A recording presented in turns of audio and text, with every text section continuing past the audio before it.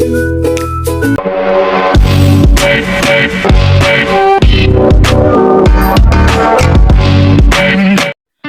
up mga kasipag? Panibagong araw, panibagong video na naman tayo, and today we will harvest aming taniman na pampalaya na kung saan ay madami talaga yung kanilang bunga. At kung napapansin nyo po or nakikita nyo po, that is a proof of evidence na marami yung kanilang bunga mga kasipag. So ngayon, wala akong kasama dahil naglalaba si mama sa bahay.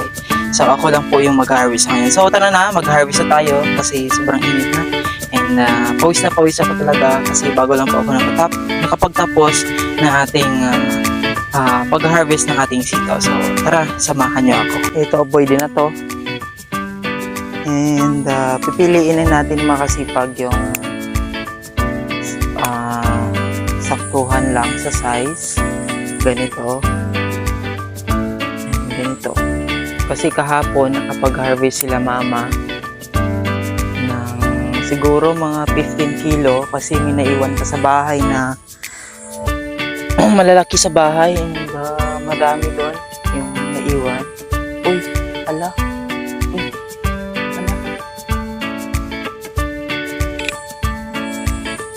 ala. Dalawa. Wait lang, pakita ko sa inyo. Wait lang. Ito makasipag oh. Dalawa sila. Ha. Dalawa. Kapid. Ito, dalawa yung buntot.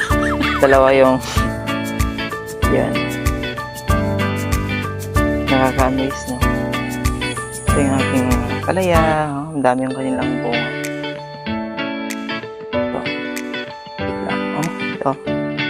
Cute oh. Masarap ito. Lagyan ng gisa sa itlog. Sarap. Okay, continue na tayo sa pag-harvest. Pero maliliit pa kasi lang. Pwede na to. Pinipili ko lang po yung mga kasipag yung saktuhan ng sa size. Ganito. Kasi pag tamang-tama ba ito? Pwede na siguro.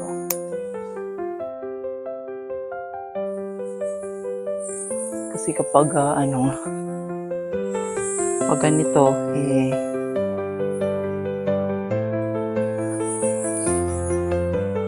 lugi tayo sa kilo pag maliliit.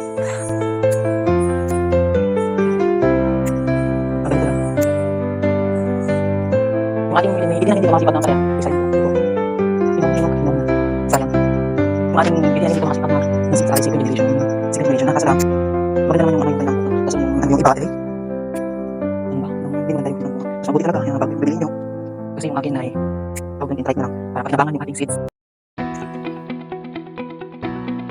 Ito makasipag oh, sobrang laki. Ayan. Magaganda talaga. Ito. Super. Dun sa ilalim sobrang laki. So kahapon kapag harvest sila mama, sabi niya, kasi bago lang siya, si mama, kapayong.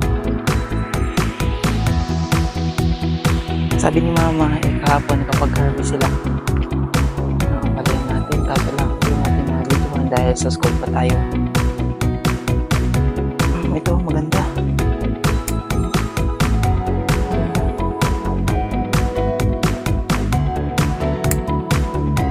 Grabe, sobrang laki ito.